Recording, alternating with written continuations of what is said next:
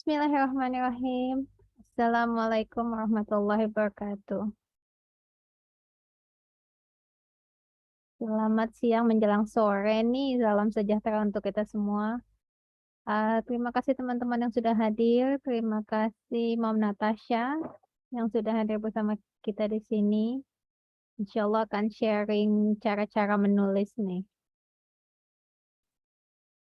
Alhamdulillah puji syukur kita panjatkan karena berkat rahmat Allah kita masih bisa berkumpul untuk bersama-sama menimba ilmu dari Mom Natasha hari ini yang luar biasa.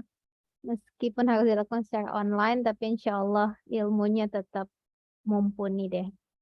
Yuk kita buka majelis kita hari ini dengan doa pembuka majelis.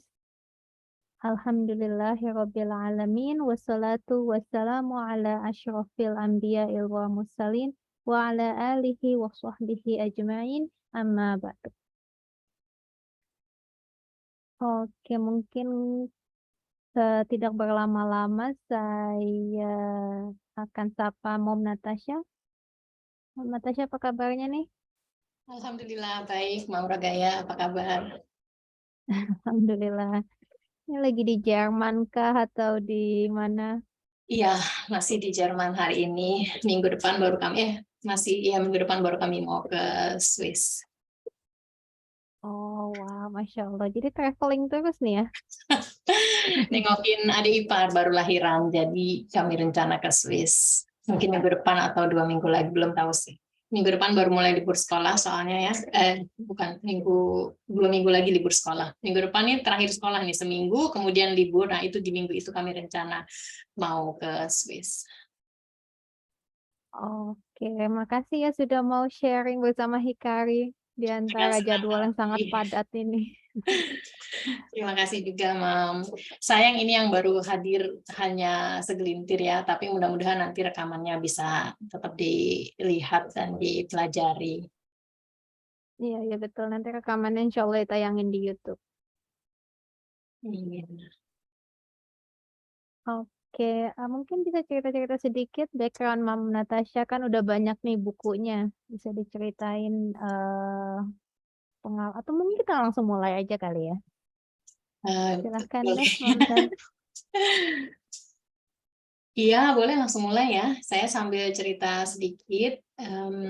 Latar belakang saya mulai menulis pertama ya, itu justru menekuni tulis menulis setelah pindah ke Jerman. Saya ikut kelas waktu itu, kelas menulis.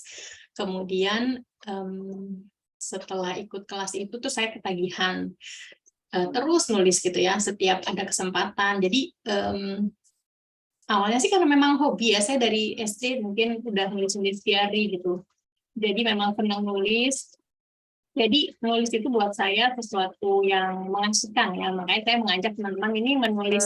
إن كنتم صادقين قالوا سبحانك لا علم لنا إلا ما علمتنا إنك Halo, أنت Ya, العليم الحكيم suaranya terputus. قال يا ya ini ada آدم background soalnya. Jadi saya stop أنبئهم dulu. بأسمائهم Oh, فلما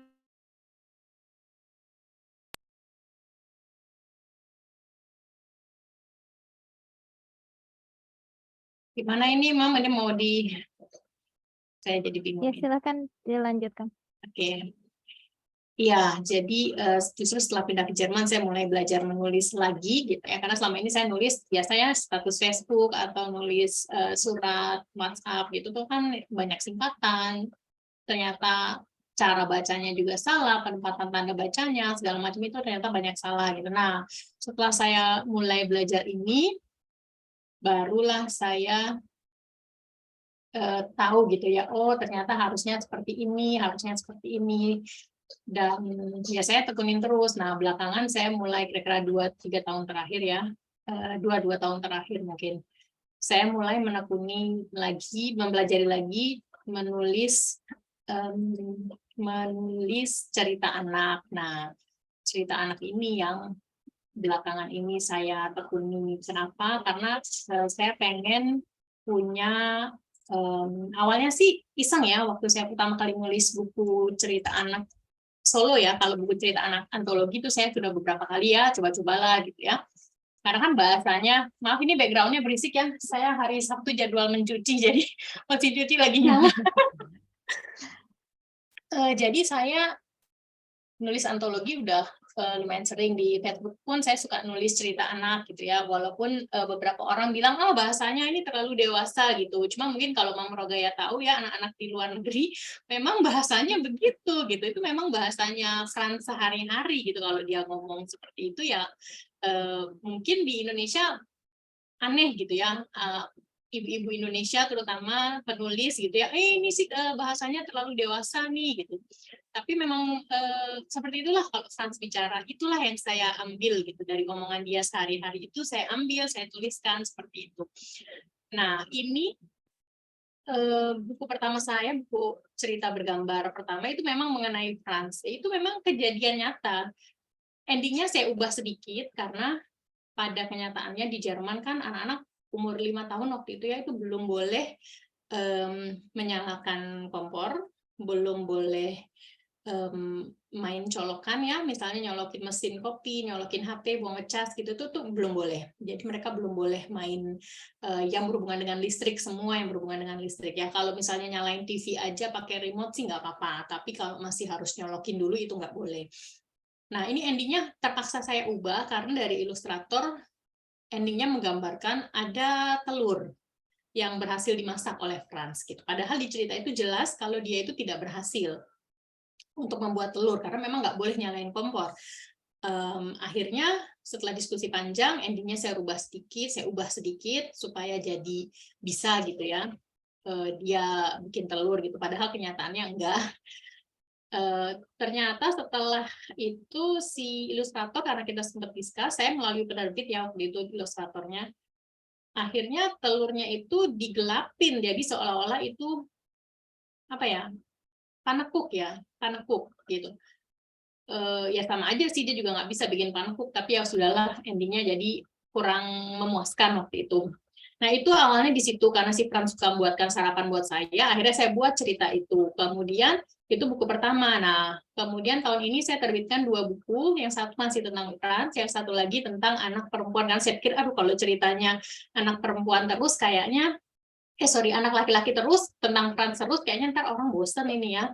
Akhirnya saya coba ciptain tokoh anak perempuan gitu. Nah inilah anak perempuan inilah yang di buku ketiga saya yang saya ceritain membuat bolu pisang untuk mama. Nah ini buku ini yang sebenarnya mau saya ajak teman-teman nanti untuk lihat, tapi kita lihat nanti ya apakah waktunya cukup atau enggak. Sementara saya ajak teman-teman dulu untuk menulis asik ala Mama Natasha seperti apa. Yang pertama tentunya dibawa enak aja. Saya coba share screen ya, mudah-mudahan bisa nih. So ini menentukan cerita, menulis cerita bergambar. Apa aja sih yang harus kita lakukan ketika kita mau menulis cerita bergambar? Ini langsung nih ya, menentukan target pembaca. Target pembaca itu maksudnya umur anak-anak yang mau kita tuju ini umur berapa gitu ya. Misalnya, oh ini cerita Frans ini anak umur 8 tahun ya, 7 tahun, 8 tahun ini anak kelas 2 SD, enggak, 6 tahun. Buku Frans pergi ke sekolah itu cerita anak umur 6 tahun, dia baru masuk SD. Berarti target saya 6 tahun ke bawah. Ya, sampai 7 tahun juga sebenarnya nggak apa-apa, dia 7 tahun ke bawah gitu. Nah, setelah kita tahu target pembacanya berapa, kita mesti nentuin genre sama tema. Maksudnya apa genre sama tema? Apa sih yang mau kita sampaikan? Ada cerita apa sih? Ini buku anak yang seperti apa? Yang fabel kah? Atau cerita realis kah? Ada tokohnya si Frans gitu ya. Itu realis berarti. Kalau misalnya fabel itu berarti ceritanya tokohnya itu binatang, tapi bersikap seperti manusia, kayak misalnya si kancil gitu ya. Si kancil itu kan mencuri ketimun, jadi kan ceritanya tuh si kancil, ada Pak Buaya atau siapa. Nah itu kan tokoh-tokohnya hewan gitu ya, tapi mereka bersikap seolah-olah seperti manusia. Itu namanya fabel. Kemudian ada lagi fantasi, misalnya cerita peri-peri gitu ya, peri bunga atau peri susu gitu. Kadang-kadang saya juga suka nulis cerita peri susu, peri nasi gitu kan. Kenapa ada anak nggak suka minum susu, nanti didatengin sama peri susu kayak seperti itu. Jadi ceritanya fantasi atau hayalan. Sebenarnya kan nggak ada gitu peri susu ya, tapi itu diciptakan gitu. Kenapa? Supaya nanti di endingnya itu akan ada pesan moral gitu. Kenapa sih kita harus minum susu? Atau kenapa sih kita nggak boleh sampai buang nasi misalnya? Habis nasi itu harus habis semuanya. Seperti apa sih? Seperti itu. Nah, kemudian kita genre dan tema tadi ya, bentuk-bentuknya apakah mau fabel, realis, fantasi, seperti itu. Kemudian baru kita bikin tokohnya. Tokohnya siapa nih? Kalau misalnya fabel tentu tokohnya hewan ya. Hewan apa yang mau kita ambil? Misalnya, saya mau ambil hewan yang pernah saya tulis, fabel cerita anak adalah tokohnya itu seekor katak. Nah, seekor katak, saya lupa pastinya ya. Ada bedanya katak dan kodok ya. Nah, salah satunya ini itu saya udah lupa. Karena waktu itu saya riset harus nyari gitu ya perbedaan katak dan kodok itu apa. Itu memang kita harus riset untuk mengetahui apa yang mau kita tulis, jangan sampai kita ngarang gitu ya. Jadi salah satunya ini saya lupa yang mana, itu lompatnya pendek dibandingkan yang lain. Nah, jadi yang temennya ini udah duluan jauh lompatnya gitu kan, karena dia memang spesiesnya beda. Yang satu ketinggalan. Nah, yang lompatnya kecepatan ini terlalu jauh, akhirnya tersesat justru karena dia kejauhan gitu. Nah, dia tuh sempat kesel gitu sama yang lompatannya pendek. Lama banget sih kita mau main bareng, jadi nggak bisa nih nungguin kamu lama, bla bla bla seperti itu. Nah, itu kita tentukan tokohnya siapa, si katak, si kodok, kemudian ada siapa lagi, ada si pipit waktu itu kalau nggak salah, ada seekor burung yang ternyata lebih cepat daripada si katak atau kodok ini yang lompatannya jauh ya. Ternyata dari dia ada yang lebih cepat, yang terbang itu lebih cepat, jauh lebih cepat dari dia. Nah, seperti itu. Jadi kita tentuin dulu karakter-karakternya, tokoh-tokoh utamanya, tokoh pendukungnya, terus nulis. Nah, sekarang kita masuk ke menulis. Mana nih? Nah, ini ya, tadi saya udah jelasin menentukan target membaca seperti apa, apakah usia balita yang dibacakan oleh orang tua, apakah anak usia 6-10 tahun yang sudah bisa membaca sendiri, atau anak-anak usia 10 tahun, seperti itu. Membuat tokoh kita mesti detail ya, misalnya tadi tokoh utama dan pendukung. Kalau kita bicara tokoh anak realis, berarti kita harus tahu dia usianya berapa, tingginya, berat badannya, warna rambut, warna kulit, semua kita komplit, kita tentukan karakternya. Supaya apa? Seolah-olah dia hidup gitu. Kalau saya memang ngambilnya Frans, ya udah kelihatan kan usianya 7 tahun, tingginya segini, terus berat badannya berapa, warna rambutnya apa. Nah, ini juga nanti berfungsi kalau kita mau membuat cerita bergambar nantinya. Ini akan membantu sekali si ilustrator nanti ya yang menggambarkan, karena kita membuat cerita bergambar tuh kita nggak harus bisa menggambar ya, kita yang penting bisa menulis, mendeskripsikan, ini loh tokohnya, anak umur 7 tahun atau 8 tahun dengan tinggi 125 cm, berat badannya 6 kilo, 26 kilo, 6 kilo mah kecil amat, 26 kilo, warna rambutnya hitam, warna kulitnya sawo matang, warna matanya coklat tua, rambutnya seperti apa, apakah keriting ataupun lurus, atau dia potongan tentara gitu ya, rambutnya itu yang cuma 2 cm seperti itu. Terus kita tentukan sifatnya supaya apa? Jangan nanti di awal dia misalnya berani gitu ya, dia gini, tahu di endingnya dia cengeng gitu kan, bertentangan sekali gitu. Nah, kita harus tentukan dari awal sifatnya seperti apa, latar belakang ini maksudnya sedikit pengenalan tokoh, misalnya dia ini ibunya orang Indonesia, bapaknya orang Jerman misalnya, dia itu tinggalnya di sebuah rumah yang ada kebunnya atau yang nggak ada kebunnya, jadi nanti pada saat cerita itu kita bisa menyinggung sedikit tentang itu, tapi tidak wajib disinggung, cuma kita harus tahu sendiri tokohnya itu siapa, bagaimana. Kemudian ini tadi yang saya bilang ya, apakah fabel, religi, fantasi, atau realis. Ya, satu yang religi yang belum saya sebut tadi. Ini kalau misalnya kita mau menyisipkan hadis-hadis gitu ya. Saya kemarin baru selesai menulis antologi, udah dicetak sih, itu diambil dari hadis, cerita anak yang diambil dari hadis. Jadi ada pilihan hadisnya, misalnya menjaga kebersihan, malu sebagian dari iman, seperti itu kita dikasih sama penyelenggara gitu ya. Ini hadis-hadisnya bisa dipilih, kemudian cari hadisnya, dicantumkan di dalam cerita. Nah, kalau kita menulis cerita anak, ini bagus banget gitu ya. Tapi kalau kita menulis cerita bergambar, religi, mengaitkan dengan hadis, kita lebih sedikit penjelasannya, lebih banyak dengan gambar, seperti itu. Nah, gambar ini yang akan memberikan, karena apa? Kalau kita kembali ke cerita bergambar tadi, untuk anak-anak umur berapa sih? Kalau misalnya kayak anak yang, ini cuman pembagian dari saya ya, yang biasanya dibacakan, yang membaca sendiri. Untuk pembagian dari secara umum sendiri itu juga ada namanya pembagian kelompok usia gitu ya. Misalnya dari usia 0 sampai 1 tahun itu biasanya hanya gambar-gambar aja, bentuk dan gambar yang ada, biar anak-anak itu mengenali gitu. Oh ya, ini gambar ini, matanya udah terlatih melihat gambar. Kalau misalnya ada yang buku yang bisa berbentuk gitu ya, bisa dirasain sama mereka, nah itu lebih bagus lagi. Kemudian kalau untuk anak-anak, dari sampai 3 tahun misalnya, sampai 3 tahun itu minim kata-kata, paling hanya dalam satu buku tuh mungkin beberapa kata gitu ya, misalnya untuk menjelaskan, oh ini gambar ini adalah sebuah mobil misalnya, nah nanti ditulisin ini mobil. Jadi minim kata-kata, tapi boleh ada, karena tuh anak 3 tahun belum bisa baca ya, tapi dia akan terlatih lihat, oh ini sebuah mobil, ini loh tulisannya mobil, dia akan terlatih untuk melihat huruf-huruf juga, seperti itu. Kemudian untuk usia kurang lebih sampai 8 tahun itu sudah ada kalimat-kalimat, sudah ada kata-kata, tapi pendek gitu ya.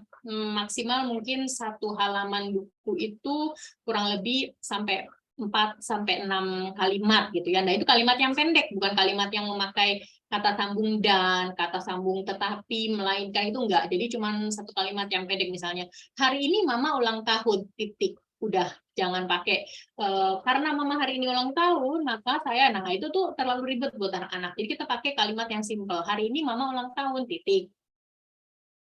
Yohana mau membuatkan kue, titik. Jadi udah 1, 2 kalimat seperti itu. Jadi nggak yang panjang-panjang gitu ya. Kemudian ada lagi nanti di atasnya untuk anak 9 sampai sekian tahun, itu pokoknya ada jenjang-jenjangnya gitu ya.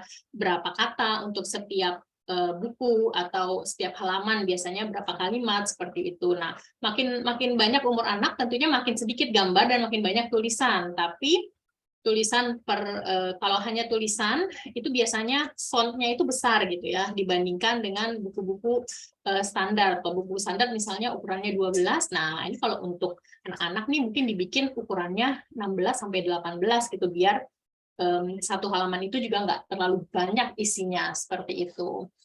Nah, itu kurang lebih kalau kita mau menulis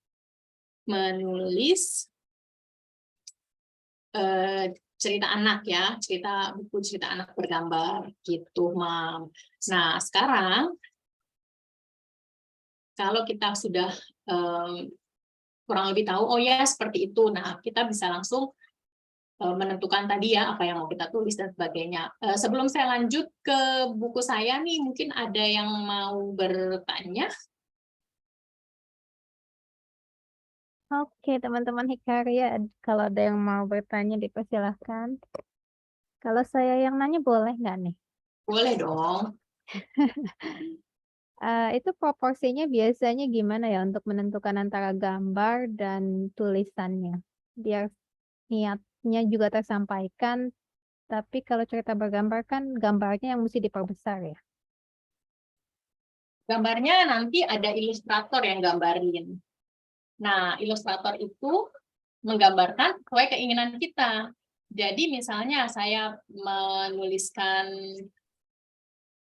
hari ini mama ulang tahun. Nah, Itu kan satu kalimat. Nah, saya mau nanti ilustratornya itu menggambarkan seorang anak lagi lihat kalender, di mana di kalender itu ada, nah itu saya tuliskan gambar kalender tanggal sekian bulan ini dilingkarin ada tulisan ultah mama gitu di kalender itu. Nah, itu nanti itulah yang akan digambarkan oleh si ilustrator. Jadi apa yang mau kita sampaikan itu kita deskripsikan. Nah, makanya saya bilang deskripsi di dalam cerita anak, kalau kita nggak bisa gambar sendiri kan kita minta orang yang gambarin, itu sangat penting supaya apa yang kita mau sampaikan melalui gambar itu diterima juga sama pembaca gitu ya. Jadi ceritanya mungkin cuman tulisannya mungkin tulisan nanti di dalam buku itu satu halaman itu hanya 1-2 kalimat gitu ya. Tetapi pada saat kita menuliskannya, mendeskripsikannya ke si ilustrator itu bisa 1 halaman sendiri. Jadi memang panjangnya di situ. Itu mau. Berarti ketika kita submit tulisan akan ada discussion session juga ya dengan illustrator, dengan editor. Tergantung, kalau saya pribadi biasanya langsung saya nggak pakai apa namanya, nggak pakai discussion ya, saya langsung tuliskan seperti apa saya maunya dan saya minta tolong mereka melihat dengan detail, kemudian mengirimkan gambarnya sesuai yang saya mau. Kalau misalnya nanti ternyata kurang, ini saya coba cari ya file saya yang ada instruksinya ya. Saya coba cek di sini. Jadi saya pernah beberapa kali kan ya menulis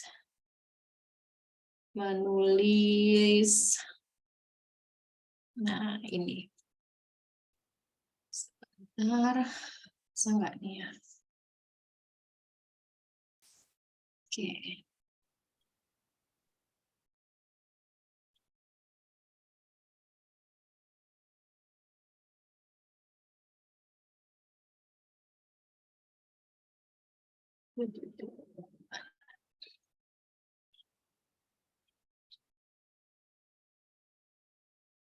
Oke, saya coba.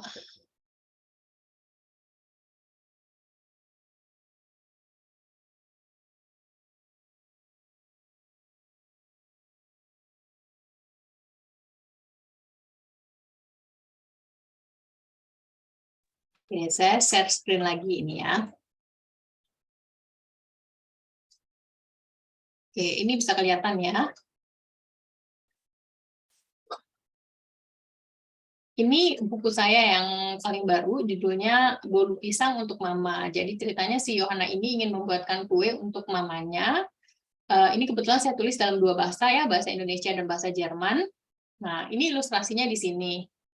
Ilustrasinya di dalam setiap cerita, ini harus dibuat seperti ini ya, dikotakin, ini halaman 1, halaman 2, seperti itu. Kalau misalnya kita nulisnya cerita anak yang biasa, ini kita nggak perlu ini, karena ceritanya semuanya narasi gitu ya. Karena ini nanti akan ada gambar, kita kotak-kotakin gini, nanti kelihatan jadi totalnya ada berapa halaman sih. Mungkin di buku, di kertas yang kita lagi tulis ini, di HVS itu hanya ada katakanlah 8 halaman gitu ya, atau 9. Nah, tapi ternyata setelah kita kotak-kotakin ini, itu bisa ada 15 misalnya. Nah, ini salah satunya, ini halaman 1, ini halaman 2. Karena ini ada 2 bahasa, jadi saya gabungin 1 halaman ini hanya 2 kalimat ya, di mana kalimat bahasa Indonesianya saya pakaiin koma, sebenarnya titik juga bisa gitu. Tapi ini saya pakaiin koma, kemudian bahasa Jermannya juga jadi hitungannya, jadi totalnya ada 2. Kemudian di sini ini ilustrasinya, kalau teman-teman bisa lihat, saya hanya menuliskan Oma sedang duduk di sofa memegang sebuah buku, Yohana berdiri di sampingnya gitu.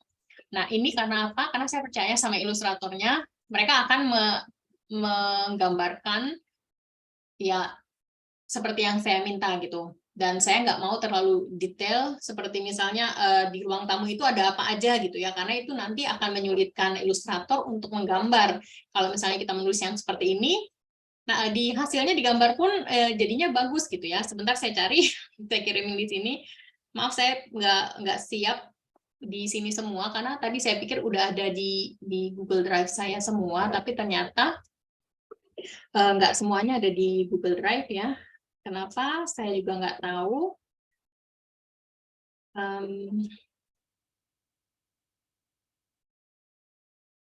Mana ini?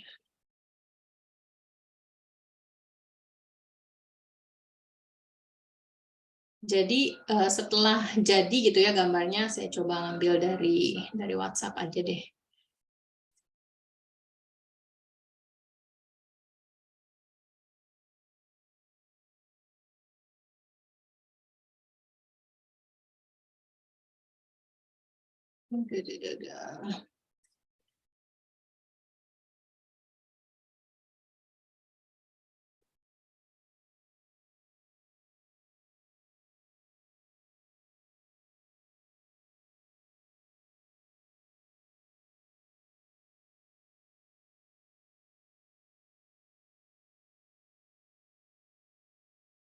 Oh, ini saya kirim.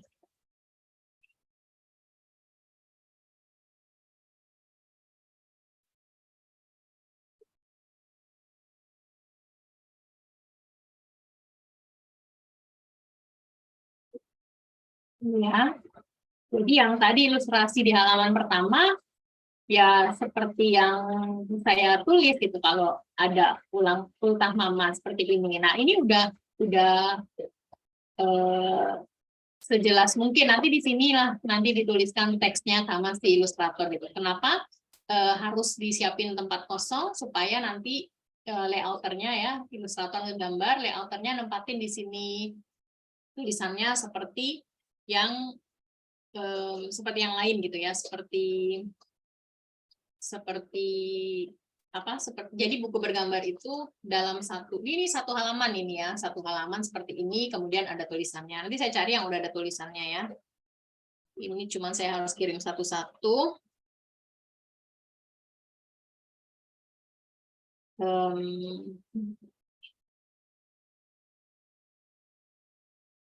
Sambil nunggu saya yang gaptek ini, teman-teman kalau ada yang mau bertanya boleh ya. Oke, teman-teman Hikari, kalau ada yang mau bertanya silahkan.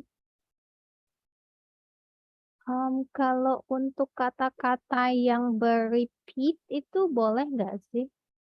Kata-kata yang bagaimana, Mam? Sorry. Yang diulang-ulang. Jadi halaman 1 dan halaman 2 ada kata yang sama. Itu bagus nggak sih? Kalau kata yang sama sih sebenarnya nggak masalah gitu ya. Asalkan konteksnya beda gitu.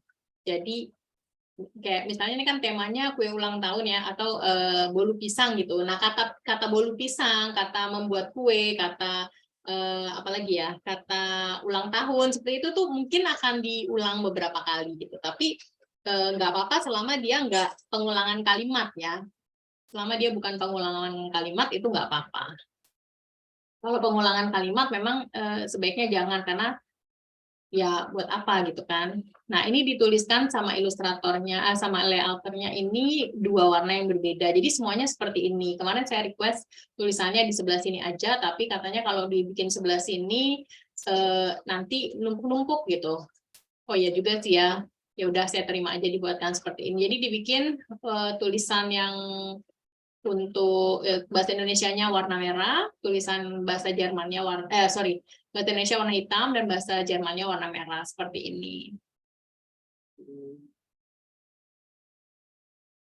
Oke, ini ada satu pertanyaan dari Farida Shiva. Wah, ini pertanyaannya bagus nih. Bagaimana caranya melatih diri kita agar kata-kata yang kita keluarkan itu mudah dimengerti oleh anak-anak? Iya, bagus banget betul. Pertama kita harus tahu bahasanya anak-anak. Seperti saya bilang tadi ya, si Frans itu kalau ngomong memang begitu. Kayak misalnya dulu 20 nggak sampai 20 ya, mungkin 15 tahun yang lalu gitu ya. Keponakan saya tuh kalau habis jalan-jalan tuh dia pasti gini, terima kasih Anti, hari ini sangat menyenangkan. Siapa yang akan nyangka kalau anak kecil akan ngomong seperti itu? Saya aja kaget, hah? Nggak salah ini. Tapi memang itu bahasanya dia gitu, dia yang ngomong. Jadi kalau saya tuliskan, mungkin orang akan bilang, ah mana ada sih anak kecil ngomong begitu. Nah, karena saya udah udah ngalamin sendiri memang itu omongannya dia, saya pede aja saya tuliskan. Nah, teman-teman juga gitu. Kalau misalnya kita semua misalnya ibu-ibu nih ya, kita perhatiin anak-anak aja. Anak-anak kita seperti apa sih? Ngomong, Bu, atau Mam, atau Mi, tadi di sekolah ada anak yang ngompol loh misalnya. Itu memang bahasanya anak-anak ngomongnya seperti itu. Nanti kan kita bisa tahu sendiri gitu ya, berdasarkan anak-anak ngomong seperti itu, kira-kira kalau ngomongin soal yang lain seperti apa gitu. Jadi lebih banyak untuk menjawab pertanyaannya Mam Farida ya, mudah-mudahan ini benar Mam Farida, kita dengerin anak-anak ngomong, karena dari situ kita akan lihat, oh iya, mereka bahasanya seperti ini loh, susunan kalimatnya, kata-kata yang dipakai. Nah, itulah yang kita nanti pakai pada saat kita akan menulis. Seperti itu. Oke, Mam Farida ada Semoga follow up menjawab ya. question atau sudah terjawab pertanyaannya?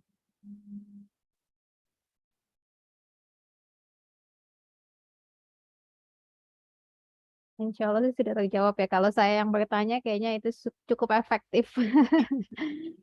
Iya, saya Jadi ada kita teman yang mesti lebih banyak mendengarkan. betul, lebih banyak mendengarkan. Kalau kita belum punya anak, saya ada teman dia belum punya anak gitu ya, tapi dia ada tetangga yang punya anak perempuan, tetangganya punya anak perempuan usia 6-7 tahun gitu ya. Itu dia sering perhatiin anak tetangganya ini. Jadi dia belum punya anak gitu. Tapi dia sering memperhatikan anak tetangganya ini, dan akhirnya dia bisa gitu ya menuliskan. Saya tempat tanya, Mam ini cerita anaknya gitu kan.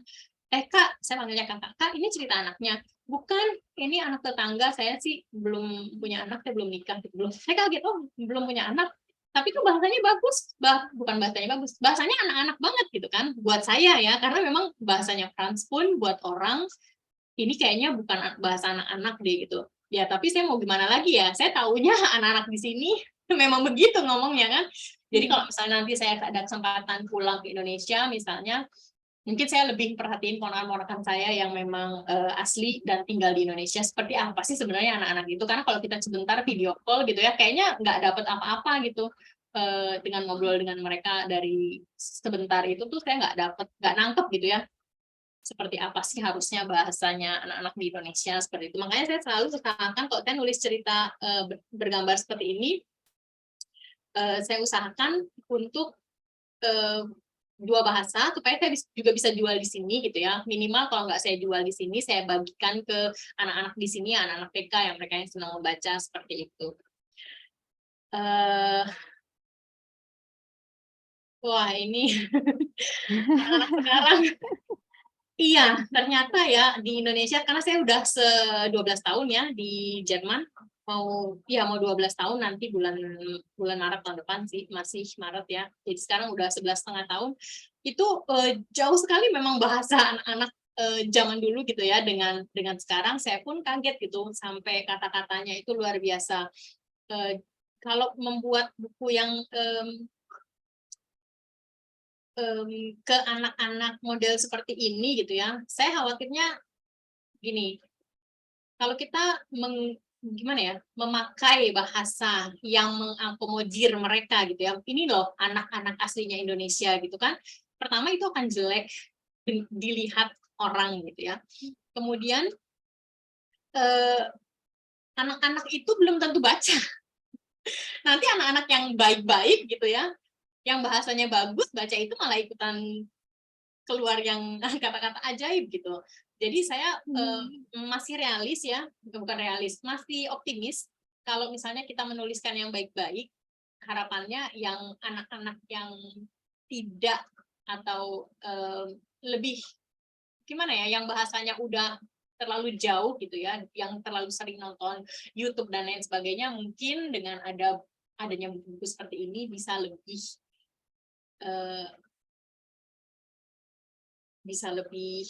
lebih ke arah membacalah daripada nonton.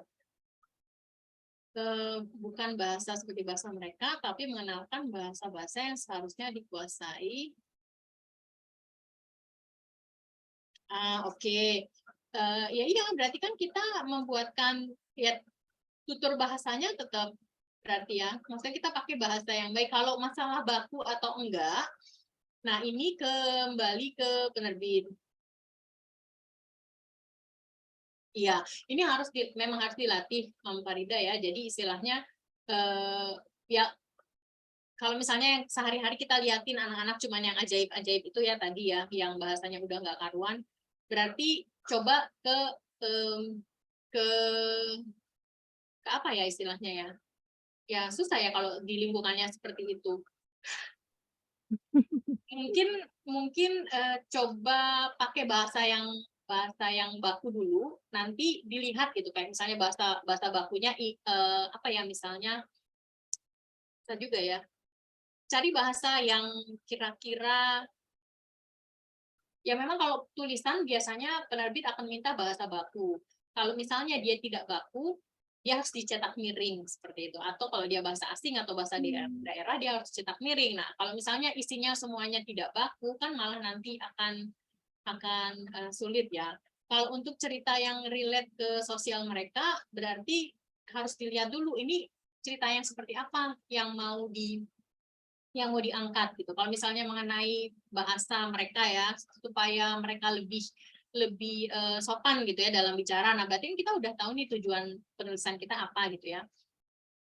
Supaya mereka lebih sopan dalam bicara. Nah, nanti kita tinggal cari referensinya, misalnya entah itu kalau misalnya mungkin cerita religi ya kita cari referensinya berbahasa baik itu kan ada hadisnya gitu, nggak cuman kita ngarang-ngarang gitu ya, memang ada hadisnya supaya kita santun dalam tutur kata yang seperti itu. Cuma ya kembali lagi kalau memang semuanya di lingkungan seperti itu tentunya memang susah ya, karena nggak ada yang bisa diambil jadi contoh. Saya juga bingung jadinya.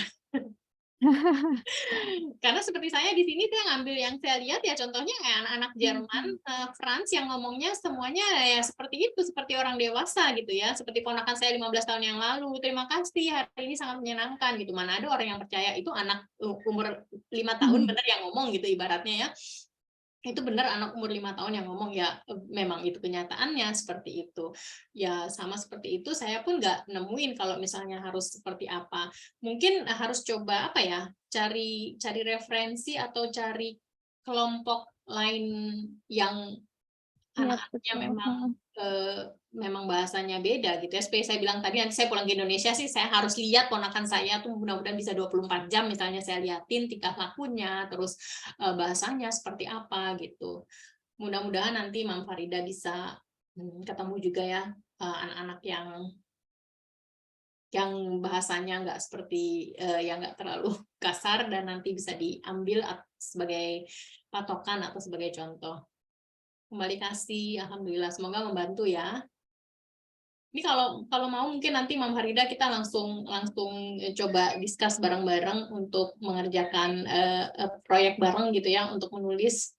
Saya jadi penasaran juga dengan anak-anak yang bahasanya sudah jauh kasar mungkin ya kalau kita bilang ya kasar gitu, karena anak-anak di sini pun ada yang ngomong kasar gitu dalam bahasa Jerman tentunya, tapi saya pikir ya saya nggak mau ngambil yang seperti itu. Kalau saya jemput Franz ke sekolah gitu ya, saya dengerin anak ini ngomong apa gitu, saya pikir wow ini orang tuanya mana ini kok dibiarin anak ngomong kasar seperti itu. Tapi ya itu mungkin 1-2 yang memang sudah nggak dijemput lagi, mungkin kelas 4 atau kelas 3 gitu ya. Francis sudah kelas 3 tapi saya masih jemput karena itu bonding saya sama dia, kita jalan kaki dari rumah ke sekolah setiap pagi atau dari sekolah ke rumah setiap sore, itu saya jemput, itu di situ saya bonding sama dia, kita ngobrol. Nah dari situ kan saya bisa ngulik-ngulik ada kejadian apa di sekolah, itu juga yang nanti saya angkat jadi cerita seperti itu. Jadi ide cerita selalu ada kalau kita berkomunikasi terus sama anak. Iya, saya ada di Hikari, Mam. Nanti kita jabrian aja ya. Oke. Udah banyak banget nih project next-nya buat Mom Natasha. Iya, ini saya sedang menulis cerita bergambar, cerita anak. Mudah-mudahan bisa bergambar juga gitu. Tapi cerita bergambar, seperti saya bilang tadi kan kita harus bayar ilustrator, kita harus cetak bukunya berwarna. Itu kan biayanya lebih besar dibandingkan kita hanya menulis cerita anak yang biasa ya, yang tidak full gambar, tidak full warna, hanya sebagian saja gitu. Nah, jadi ya mesti harus persiapan banyak gitu. Kalau misalnya bisa, saya akan buatkan cergam. Tapi kalau misalnya enggak, ya cerita anak seperti biasa. Saya pernah bikin cerita anak duet dengan teman saya yang saya bilang belum punya anak tapi udah bisa cerita bahasa anak-anak ini. Kita duet, saya ceritain soal Frans, dia ceritain anak tetangganya itu gitu ya. Bukan ceritain tentang Frans, tapi saya ambil tokohnya itu Frans gitu, seorang anak yang ibunya WNI, bapaknya WNA, kemudian dia ngambil anak tetangganya itu, cerita si anak itu, kita jadiin satu buku dengan dua tokoh laki-laki dan perempuan itu nggak jadi cerita bergambar, jadi hanya cerita anak, tapi itu lumayan gitu ya, antara Karawang dan Jerman kita bikin, karena anak itu tinggalnya di Karawang, yang satu tinggal di Jerman gitu. Nah, itu Iya, unik betul, banget Mam ya, ada Sari. 2 cerita dalam satu buku. Betul, dan itu ceritanya tidak berhubungan gitu, sama sekali enggak. Hanya menceritakan satu tokoh anak laki-laki yang tinggal di Jerman dan satu tokoh anak perempuan yang tinggal di Karawang. Jadi itu akhirnya kita ambil judulnya Antara Karawang dan Jerman. Oke, oke. Kayaknya pertanyaan-pertanyaannya sudah dibacakan semua. Mungkin bisa Iya. dilanjut. Oke, ini sebelumnya Mam Sari ya, terima kasih. Memang itu salah satu waktu yang luar biasa ya kalau kita bisa. Karena di Jerman ini kan kita wajib bacakan anak-anak buku ya, dan Frans itu juga senang kalau saya lagi bacain buku karangan saya sendiri. Saya bilang, ini Mama yang nulis. Nah, oh iya Mama boleh bacain. Jadi kalau misalnya sudah ada bahasa Jermannya kan saya nggak harus mikir ya. Ibaratnya dia mau tidur jam 8 malam, terus saya buka buku bahasa Indonesia, karangan saya yang harus saya terjemahkan dulu dalam bahasa Jerman, itu saya udah malam, udah capek gitu ya, capek badan, capek pikiran, dan harus translate lagi bahasa Jerman. Makanya saya pikir saya tuliskan langsung yang sudah 2 bahasa, nanti saya tinggal bacain aja ke dia, saya nggak harus mikir lagi gitu. Ini bukan dari aturan sekolah ya, memang sudah jadi ritual gitu ya. Kalau di Jerman itu ritual, anak dari lahir itu sudah ada aturannya, bukan ada aturannya ya, ritual ya mungkin ya. Mulai umur katakanlah 3, saya sih nggak mulai umur 3 bulan ya, waktu itu Frans kalau nggak salah udah hampir setahun lah, itu baru saya dan suami gantian gitu bacain buku. Saya bacain buku bahasa Indonesia, cerita kadang-kadang dalam bahasa Indonesia gitu. Suami saya nggak 6 bulan deh, 6 bulanan. Itu mulai bacain buku, kita punya buku anak-anak, gitu kita kasih unjuk. Sambil kita kasih unjuk kalau misalnya dia belum tidur, kalau misalnya 6 bulan kan waktu itu dia belum duduk ya, jadi dia baringan, terus kita duduk di samping box bayinya dia, terus kita bacain buku seperti itu. Jadi dia terbiasa. Nah itu terus sampai sekarang nih, kalau malam sekarang sih dia udah bisa baca buku sendiri ya. Jadi kadang-kadang dia yang bacain, ya udah kamu yang baca, nanti dia bacain buku buat kita, buat saya dan suami. Kemudian setelah itu baru dia tidur gitu. Jadi itu membuat anak-anak memang dari kecil kita bacain buku, membuat mereka senang baca buku gitu. Mungkin di Indonesia kurang ya, makanya anak-anak nggak terlalu suka baca buku karena memang orang tuanya juga nggak punya waktu gitu untuk bacain buku. Betul sekali, belum familiar gitu. Makanya saya pun sedih gitu ya lihat ponakan-ponakan saya nulis buku, saya kirimin ke mereka, nggak ada yang dibaca. Semua buku itu utuh, dibuka pun enggak. Sampulnya dibuka pun enggak. Saya lihat tuh, nah kirim aja deh ke Jerman kalau memang mereka nggak niat membaca. Padahal saya pikir itu bagus buat mereka gitu, untuk mulai membaca gitu ya. Oke, sekarang kita lanjut ya. Kita seperti saya bilang tadi, saya tuh kalau nulis gitu ya, nulis itu saya bawa astik gitu. Kenapa? Saya nggak mau dikejar-kejar deadline ya. Kalau saya ikut antologi, saya lihat, oh ini kayaknya temanya menarik nih. saya mau ikutan deh, tapi saya nggak langsung bilang, oh saya ikutan ya, terus masuk ke dalam grup gitu, enggak. Kecuali kalau kelas ya, kelas kita daftar, bayar, masuk ke kelas, terus kita harus menulis cerita. Kita dapat materi lalu menulis cerita, seperti itu. Nah, kalau misalnya cuma antologi yang tidak ada materinya, saya nulis dulu, kemudian udah jadi nih naskah saya, baru saya ngomong sama penanggung jawabnya, ikutan dong, baru saya dimasukin ke grup, baru saya kirim naskahnya. Kenapa? Karena buat saya, kalau saya udah bilang saya mau ikut antologi, itu janji. Dan janji adalah utang. Nah, saya nggak mau nih, udah masuk, udah duduk manis, terus tahu-tahu saya nggak bisa menyelesaikan tugas saya. Itu karena saya udah janji, dan itu buat saya utang, seperti itu. Nah, tapi makanya itu saya bilang saya bawa asik aja, saya nggak mau duluan masuk sebelum saya punya naskahnya. Minimal kalau saya udah ada bayangan, oh ya saya mau nulis tentang ini nih, terus dibatasin, oh ya cuma 20 penulis ya udah saya daftar dulu, yang penting saya masuk gitu kan. Kemudian saya tulis, baru saya kirim. Saya bawa asik aja karena apa? Karena sebagai ibu rumah tangga, tugas perempuan itu, sebagai tugas ibu itu udah banyak ya, harus masak, harus mencuci. Oke lah, cuci pakai mesin gitu ya, tinggal masukin. Tapi yang masukin siapa? Yang ngeluarin siapa? Kan nggak mesin gitu kan, kita juga gitu. Memang pada saat mesin itu nyala kayak tadi ya, saya bisa ngasih seminar gitu ya, atau saya bisa buka kelas seperti itu. Mesin nyala ya udah, biar aja sih mesin nyala seperti itu. Tapi tetap harus ada yang mengerjakan itu semua kan. Nah, jadi saya bawa santai, saya nggak mau dikejar-kejar. Kalau saya bisa ya saya bisa, kalau nggak bisa ya saya nggak daftar, seperti itu. Di rumah saya pakai bahasa Jerman, tapi nggak apa-apa kepo. Karena begini, kesalahan saya belajar dari orang lain. Itu sebenarnya guru itu pengalaman paling baik, tapi harusnya pengalaman kita sendiri gitu ya. Saya ada seorang teman, dia punya anak 2 di Jerman ini ya. Dia sampai dipanggil sama guru TK anaknya karena dikira anaknya itu tuli. Karena setiap dipanggil tidak pernah bereaksi. Nah, usut punya usut, ternyata karena ibunya selalu berbicara bahasa Indonesia di rumah, anak ini nggak bisa bahasa Jerman. Nggak terbiasa, karena bapaknya itu orangnya diem gitu ya, nggak banyak omong gitu. Jadi yang dia dengar sehari-hari hanya bahasa Indonesia dari ibunya. Di TK dikira anak itu tuli, sampai dipanggil, disuruh bawa ke dokter THT gitu ya. Lah sedangkan ibunya tahu, di rumah kita komunikasi biasa kok gitu kan. Sudah lihat ayahnya. Komunikasi biasa gitu kan. Jadi dia bingung gitu. Nah, usut punya usut itu, karena gurunya hanya ngomong bahasa Jerman, manggil namanya mungkin sekali gitu ya, terus ngomong bahasa Jerman, ya anak itu nggak bereaksi, karena dia nggak ngerti sama sekali. Di rumah sama sekali nggak pernah dengar bahasa Jerman, karena bapaknya jarang ngobrol.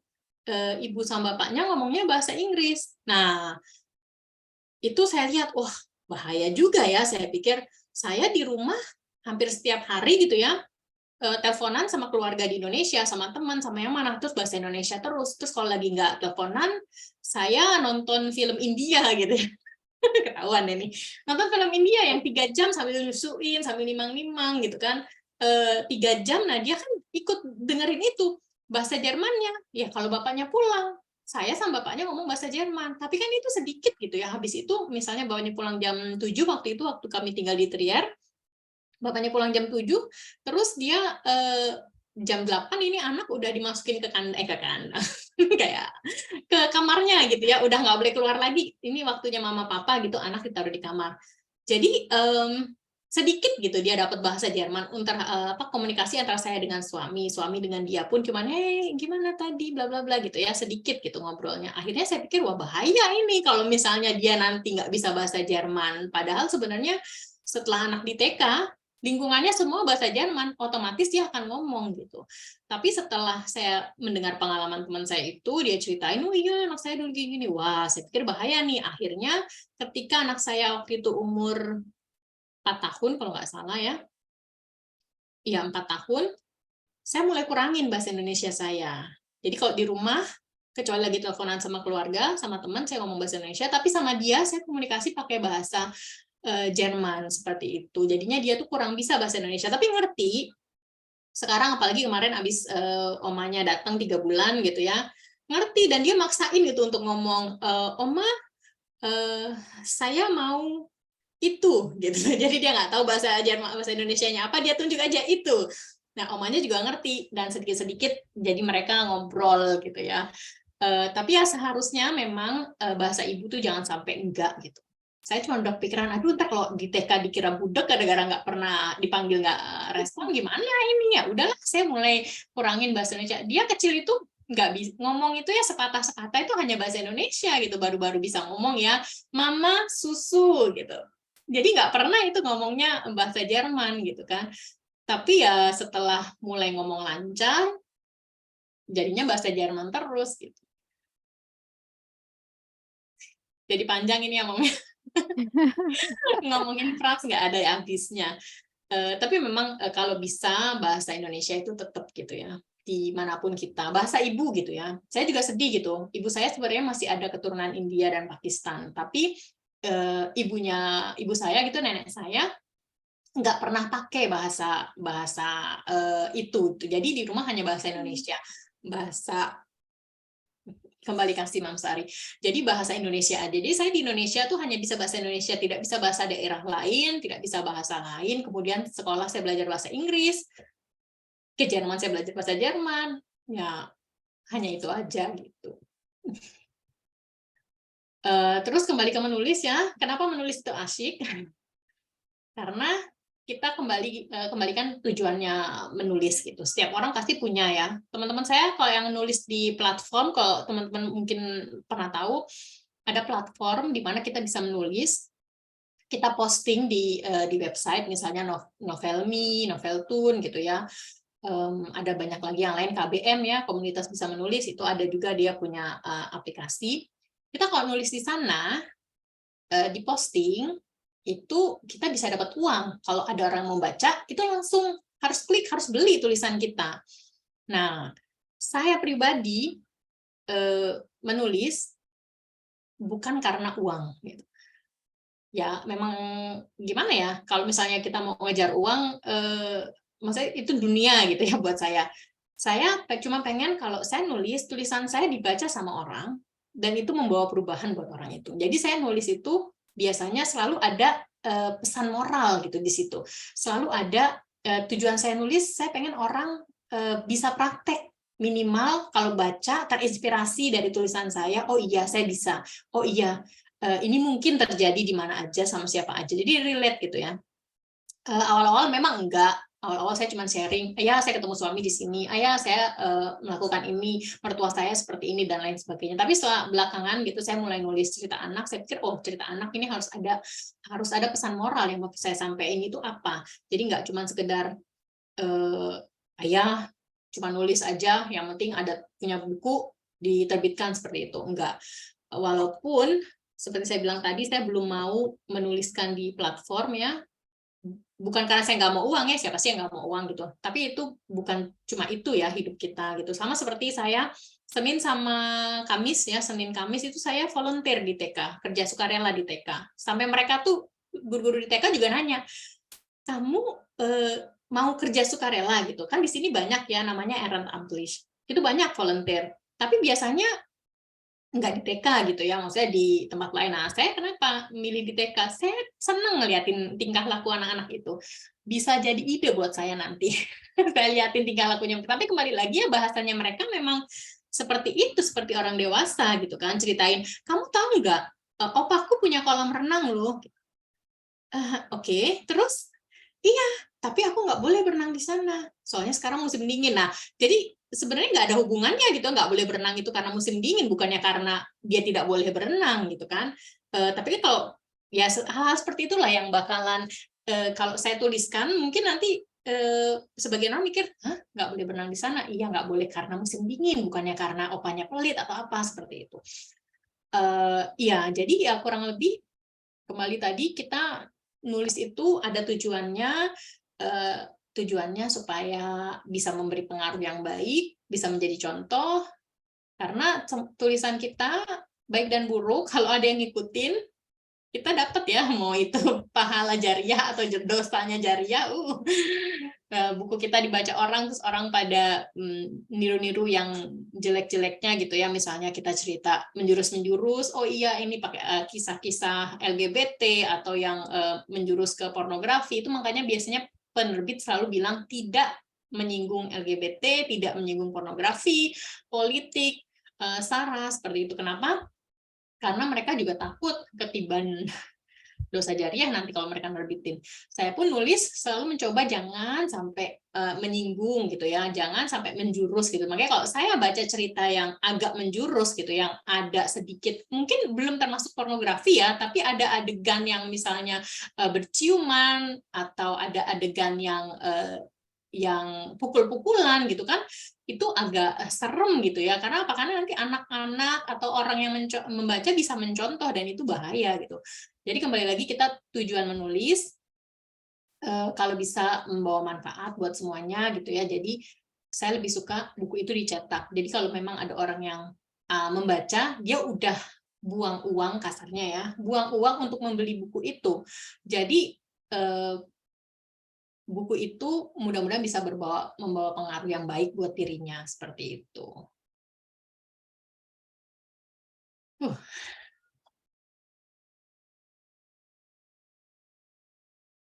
Oke, mungkin ada yang mau bertanya atau mau bilang, Mam, saya ikutan nulis dong, gitu. Ayo, langsung kita japrian. Saya ngajak Saya yakin nulis. banyak banget sebenarnya yang mau ikutan nulis nih, terinspirasi dengan cerita-ceritanya Mam Natasha. Amin, Cuma semoga kita ya. masih penasaran nih, pengen diselesain dulu materinya. Iya, tadi sampai mana ya? Saya Jadi sampai segmentasi umur ya. segmentasi umur. Sebentar saya buka. Segmentasi umur.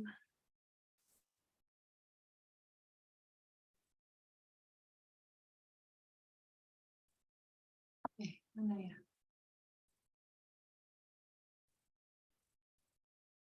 Oke.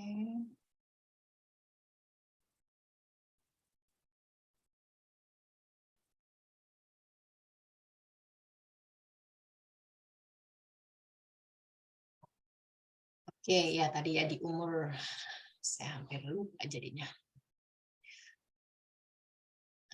Ini tadi ya, kalau orang tua membacakan atau baca sendiri seperti itu.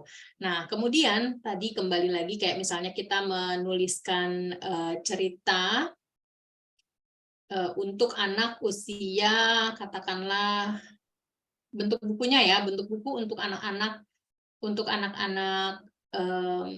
usia di bawah 1 tahun gitu ya. Itu biasanya lebih ke konten yang warna lebih ke yang harus berwarna pertama, terus warnanya itu kontras gitu ya. Jadi mereka tuh bisa lihat, oh ini merah, oh ini kuning, gitu, seperti itu.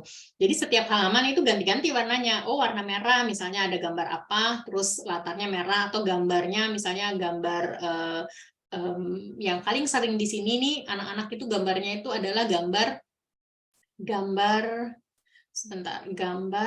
mobil pemadam kebakaran gitu ya. Itu kan merah. Itu anak-anak tuh paling senang sama itu. Kenapa? Karena kalau ada mobil itu lewat, mereka tuh kan bunyi ya. Kalau pas lagi tugas gitu ya, mau kemana gitu. Itu kan mereka bunyi tuh. Itu anak-anak senang mendengar, melihat gitu kan. Jadi di buku itu banyak yang seperti itu. Pemadam kebakaran, kalau misalnya mobil truk sampah gitu ya, kadang ada yang digambarin truk sampah itu hijau, ada yang gambarin truk sampah itu kuning gitu kan, tergantung dari lingkungan gitu ya. Kalau di sini nih sampah itu dipecah misalnya, kuning itu untuk sampah-sampah plastik, jadi nanti tuh kita gambarin tempat sampah itu udah mendidik mereka, ini loh sampah plastik warnanya kuning. Nanti ini loh sampah yang sisa makanan itu warnanya hitam seperti itu. Ini sampah-sampah kertas dan karton yang bersih ya, bukan karton bekas pizza atau apa gitu. Itu karton dan kertas warnanya biru seperti itu. Jadi anak-anak tuh jadi dididik dari kecil, ini loh mengenal warna, mengenal bentuk. Kemudian yang tahap berikutnya itu anak-anak yang udah mulai bisa melihat, udah mulai bisa membaca gitu ya, ada tulisan di sana, misalnya 1-2 kata, belum bisa membaca sampai usia TK lah ya, belum bisa membaca. Karena di sini TK itu tidak bisa baca, tidak wajib bisa membaca, tapi minimal mereka sudah mulai bisa menyebutkan namanya sendiri. Ini zaman dulu ibu saya bilang zaman dulu di Indonesia seperti itu. Kalau mengeja nama itu misalnya nama saya Franz gitu ya, nama anak saya ini Franz. Dia tuh menyebutnya harus of r a n gitu. Nah, kalau kita kan ngeja nama kita kan ya udah FRANZ. Nah, anak-anak kecil harus nyebutin seperti dia penyebutan, jadi of r a n seperti itu. Nah, itu anak-anak usia TK diajarin seperti itu, tapi belum diajarin membaca. Kalau di rumah kayak si Franz ya, di rumah dia udah ada ini sendiri gitu ya, tabel sendiri dari alfabet dari A sampai Z, dia udah tahu cara menulis namanya dia udah tahu gitu misalnya. Nah, ini banyak anak-anak TK yang ibunya juga udah seperti itu. Jadi pada saat dia masuk kelas 1 itu udah bisa membaca. Umur 6 tahun udah bisa membaca gitu. Nah, untuk anak-anak yang belum jadi di bawah 5 tahun gitu ya, itu hanya 1-2 kata di dalam satu halaman. Isi bukunya ya gambar gitu ya, dan ada katanya misalnya ambulans atau rumah gitu ya. Nah, seperti itu. Kemudian naik ke tingkat berikutnya di usia 2 sampai sampai menjelang usia 8 tahun di mana mereka udah bisa membaca. Itu sebenarnya udah mulai ada banyak tulisan. Cerita pun udah nggak harus bergambar lagi. Jadi paling dalam satu buku ada 2 atau 3 yang bergambar. Ada 2 atau 3 gambar gitu ya. Di setiap bab mungkin awalnya itu ada gambar, setelah itu nggak ada lagi. Tulisannya pun lebih besar. Seperti tadi saya bilang, yang biasanya tulisan buku orang dewasa itu fontnya ukuran 12 gitu ya. Nah, untuk mereka ini dibikinlah ukuran 16 supaya apa? Satu halaman juga nggak terlalu banyak seperti itu. Nah, ini anak-anak usia sampai 8 tahun itu udah mulai bisa membaca. Kalau Fransi dari umur 7 tahun gitu ya, dia udah nggak mau lagi tuh baca buku yang lebih banyak gambarnya gitu ya. Tulisannya sedikit tuh dia udah males. Sekarang dia mulai lagi kembali di usia 8 tahun, dia mulai lagi kembali senang lihat gambar, tapi komik. Nah, bedanya komik dengan buku biasa apa? Kalau komik itu, kalau teman-teman tahu ya, komik itu di buku itu dia ada kotak-kotaknya gitu ya. Kotak satu kejadian di kotak-kotakin. Nah, kenapa komik ini baru dibaca sama anak-anak yang justru udah bisa baca dan bukan sama anak-anak yang sebelumnya? Karena anak-anak tuh harus tahu gitu kan, dari gambar ini lanjutannya kemana. Kalau dia belum bisa baca, dia cuma lihat gambar, itu akan berantakan. Tapi kalau dia udah bisa baca, dari teksnya dia akan tahu, oh teksnya ini, berarti ini dari sini gambarnya dia ngomong ini, gambarnya ini.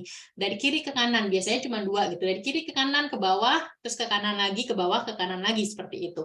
Jadi, itu baru umur 7-8 tahunan baru mulai ke komik, baca, lihat gambar, baca, lihat gambar. Kalau masih di bawah itu hanya lihat gambar atau membaca, seperti itu. Kemudian anak-anak sampai 9 tahun, 10 tahun tuh udah mulai deh tulisan buku yang benar-benar tulisannya udah banyak. Mungkin nggak ada gambarnya gitu ya, mungkin dari satu buku tuh cuma ada 5 gambar misalnya, satu bab mungkin tulisan semua nggak ada gambar sama sekali, tapi baru ada gambarnya. Itu satu buku bisa yang sampai satu buku itu sampai 1.500 sampai 2.000 kata gitu misalnya ya, satu buku. Jadi bukan satu cerita ya. Kalau kita bikin antologi, saya nyinggung sedikit, kalau kita bikin antologi itu 1.200 kata itu untuk satu cerita. Nanti itu akan ditulis di 10 halaman seperti itu. Nah, ini satu buku. Jadi kalau untuk satu buku berarti tadinya kalau fontnya 12 dia di 10 halaman katakanlah ya. Nah, nanti setelah fontnya digedein dia otomatis akan jadi banyak gitu. Nah, itu jadilah satu buku untuk anak-anak bisa di 30-an halaman seperti itu. Jadi juga nggak tebel-tebel juga gitu ya. Nah, itu kemudian nanti sampai usia 12 tahun ya kurang lebih, anak-anak sampai umur usia 12 tahun itu baru baru akan dapat buku yang benar-benar seperti buku orang dewasa dengan tulisan yang lebih kecil, font yang lebih kecil dan lebih tebal seperti itu. Baru mereka akan dilatih untuk membaca itu. Nah, itu untuk bentuk-bentuk apa pembagian usia dalam membaca gitu, Mam. Sekarang kayaknya udah semua nih. Ini tadi udah saya singgung ya, fabel itu seperti apa, kemudian religi, fantasi, dan realis. Jadi kalau misalnya ada teman-teman yang bilang, oh saya kayaknya lebih senang nulis fabel nih. Fabel apa fabel ya kalau E-nya seperti ini bacanya. Tokohnya apa? Misalnya tokohnya seekor anjing. Cuman yang teman-teman harus ingat, kalau misalnya kita nulis fabel, itu biasanya ya, hampir selalu tokohnya itu adalah hewan, jadi nggak ada manusianya. Jadi nggak ada komunikasi antara hewan sama manusia gitu. Kalau ada komunikasi antara hewan sama manusia, itu berarti fantasi, karena nggak mungkin kita bisa komunikasi sama hewan ya. Jadi jatuhnya fantasi. Nah, ini yang mesti harus dibedain antara fabel sama fantasi sama realis. Karena kalau realis, misalnya aku tokohnya nih bikin si Franz gitu ya. Saya waktu itu pernah bikin cerita, ini sekarang nih, cerita dongeng untuk anak-anak gitu. Tokohnya si Franz sama boneka anjingnya dia, yang dimana boneka anjing sama boneka bebeknya punya si Franz ini nanti bisa ngobrol, bisa bicara gitu. Nah, tadinya awalnya saya mau bikin realis, ceritain si Franz, tapi setelah saya pikir-pikir, wah ini kayaknya seru nih kalau misalnya dibikin ke arah dongeng. Dongeng itu berarti jatuhnya fantasi ya, karena di realita nggak ada seperti itu. Itu jadinya bonekanya itu bisa ngomong sama Franz, si Franz juga ngomong, akhirnya tapi hanya sama dia gitu ya, nggak ngomong sama mamanya gitu, walaupun ada si mama di situ, mamanya manggil-manggil Franz, ayo kita makan misalnya. Terus iya mah, nah dia selesai dulu ngomong sama si bebek sama si itu, komunikasi sama dua boneka ini. Jadi jatuhnya fantasi. Kalau misalnya ngomongnya bukan sama boneka, tapi sama kucing atau sama anjing atau sama hewan peliharaan lainnya, tetap jatuhnya ke fantasi, bukan realis, bukan fabel. Karena kalau fabel hanya hewan saja, kalau realis hanya tokoh manusianya saja. Kecuali kalau misalnya dia ngobrol sama ngomong sama hewan peliharaan, tapi hewan peliharaannya nggak ngomong balik ya, cuman ngeong misalnya, tapi dia sadar, oh iya aku tahu kamu pasti juga sedih, misalnya seperti itu, ngobrol seperti itu, dia sendiri yang ngomong, ya itu bisa ke realis. Karena apa? Memang nyatanya ada kok anak-anak yang punya hewan peliharaan yang diajak ngomong, jangankan hewan peliharaan, tanaman aja diajak ngomong gitu kan. Selama hewan sama tanaman itu nggak ngomong balik, nggak ada komunikasi dua arah, nah itu masih bisa jadi realis seperti itu. Yang religi juga tadi udah jelas ya, kita kaitkan sama apa namanya, sama hadis, sama sama hadis, sama itu, sama ayat-ayat Al-Qur'an seperti itu. Oke, kayaknya itu aja nih Mam dari saya. Oke, terima kasih banyak Mam Natasha. Pemaparan diskusinya luar biasa, dari cerita bagaimana menggambar sampai experience sehari-hari di Jerman yang diceritain tadi. Terima kasih banyak. Insya Allah ilmunya bisa diaplikasikan dalam kehidupan sehari-hari. Untuk teman-teman Hikari yang mau ikutan antologi, boleh nih kayaknya ya. Langsung kontak Mam Natasha atau gimana? Iya, boleh. Mau menulis cerita anak, boleh. Mau menulis cerita bergambar, atau cerita dewasa, bukan cerita dewasa ya, maksudnya antologi biasa ya, bukan yang cerita ke anak gitu. Saya nggak pernah nulis konten dewasa ya, jadi istilahnya yang pakai acara menjurus-menjurus gitu, saya nggak pernah. Mami Ken bilang baru dengar istilah dosa jariah. Kalau saya melenceng sedikit ini ya, saya pernah dengar apa ya istilahnya, nisab ya atau apa ya. Jadi kalau kita belajar agama sama seseorang terus ternyata ajarannya itu salah, terus kita kan dosa ya, tapi yang dosa bukan cuma kita, yang ngajarin juga dosa karena dia yang ngajarin kita. Dan yang ngajarin dia siapa? Dia punya guru, dia punya guru, dia punya guru. Itu dosa jariah itu jatuhnya. Semua yang ke atas yang salah mengajarkan, termasuk kita, kalau kita salah ngajarin ke anak-anak, itu ya dosa jariah jatuhnya kalau kita salah. Yang mengajarkan, ya maksudnya yang ngajarin salah, yang diajarin ikutan salah kan jatuhnya. Nah, itu memang ada dosa jariah. Jadi termasuk yang hasil tulisan kita. Kalau hasil tulisan kita ada orang kayak misalnya nih kita nulis cerita detektif gitu ya, terus cara-cara nipu polisi, cara-cara mengalihkan ini, ada yang pakai itu, kita dosa. Walaupun tujuan kita bukan nggak ngajarin mereka ya, kita tuh nulis, kita udah ngadain riset, udah repot juga, ternyata malah dipakai untuk yang salah, ya kita kebagian dosanya gitu. Walaupun mungkin porsinya nggak banyak seperti yang melakukan ya, atau yang memodifikasi sampai bisa melakukan gitu. Jadi kita masih benar-benar jagalah tulisan-tulisan kita gitu.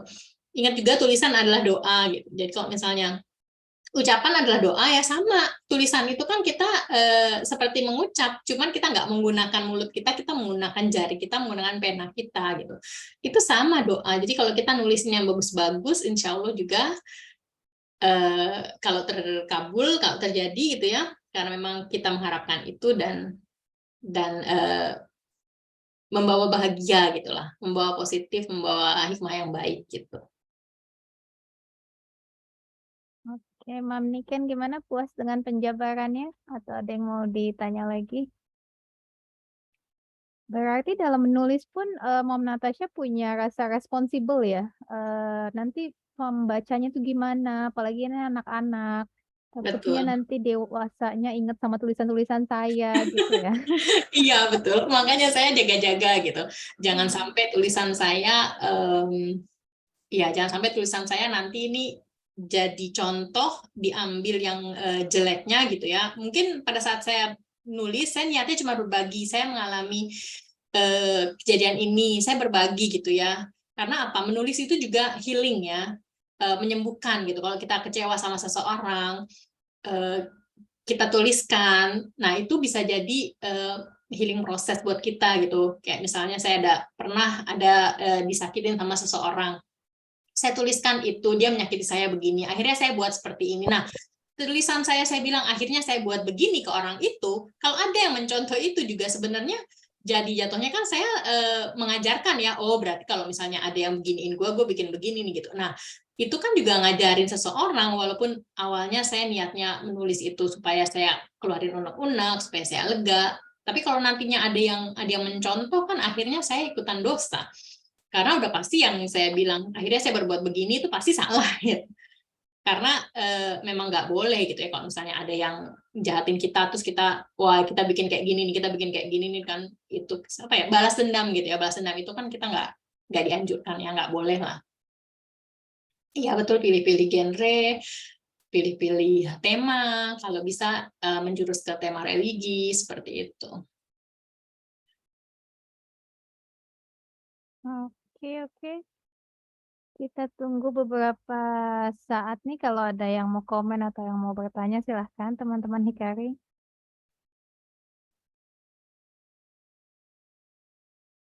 Mom Natasha, saya penasaran nih dengan sedemikian banyak rencana-rencana dan proyek-proyek di masa mendatang. Gimana bagi waktunya ya? Seperti saya bilang tadi ya, di sini semuanya hampir semua pakai mesin. Tinggal saya masukin, saya punya waktu 1 jam. Nih mesin udah selesai, tadi udah manggil-manggil. Sebentar lagi saya tinggal keluarin, memisahkan mana-mana yang harus dijemur, mana yang bisa dikeringin pakai mesin. Itu pekerjaan itu mungkin hanya membutuhkan waktu 5 menit. Paling lama 10 menit kalau misalnya memang banyak yang harus dijemur gitu ya. Setelah itu mesin nyala lagi selama 2 jam. Terus saya punya waktu 2 jam itu. Biasanya saya nyalain, karena nyedot debu pun di sini pakai robot. Jadi tinggal nyalain, dia nyedot satu ruangan.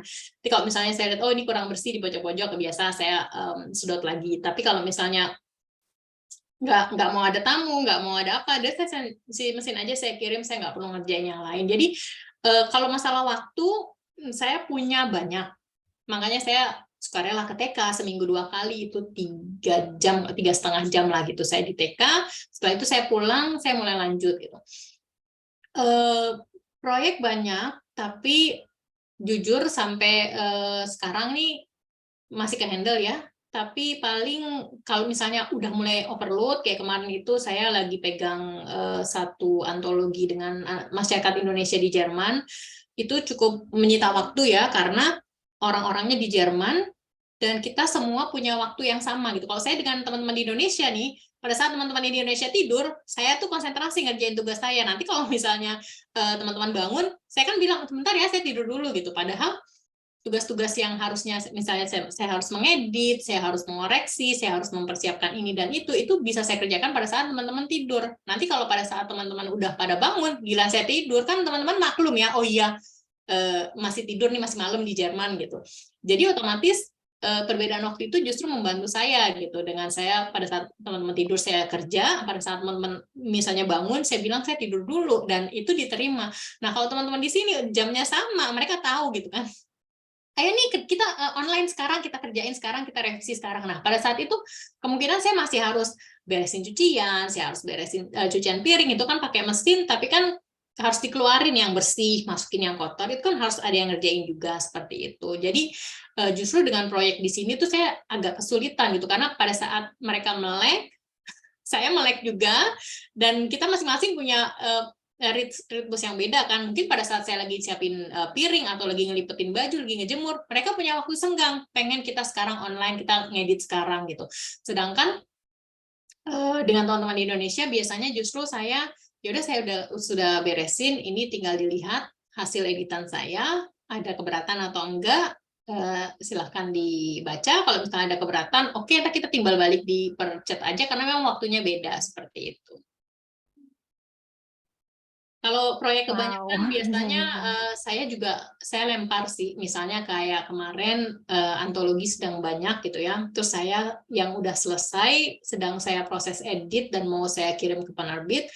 Pada saat saya sedang edit ini ada beberapa yang ngantri gitu ya untuk diedit, akhirnya proyeknya sedang berjalan, itu saya limpahkan ke teman-teman penanggung jawab yang sudah pernah menjadi penanggung jawab.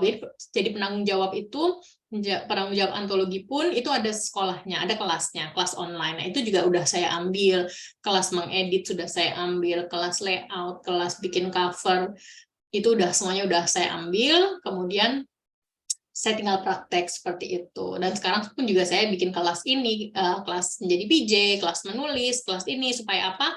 Supaya nanti ada regenerasi gitu ya. Penulis-penulis baru yang mau jadi penanggung jawab, ikut kelasnya, saya kasih limpahkan ini, silahkan di-handle, nanti akan ada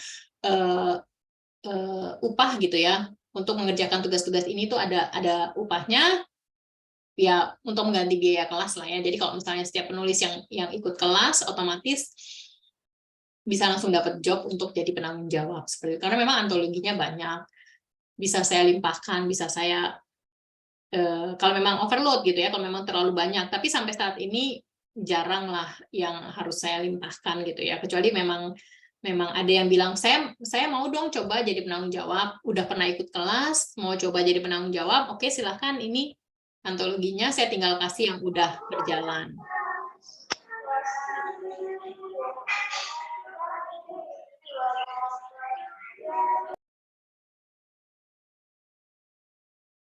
Oke, saya rasa penjabaran materinya juga sudah selesai dan sharingnya juga sudah cukup banyak.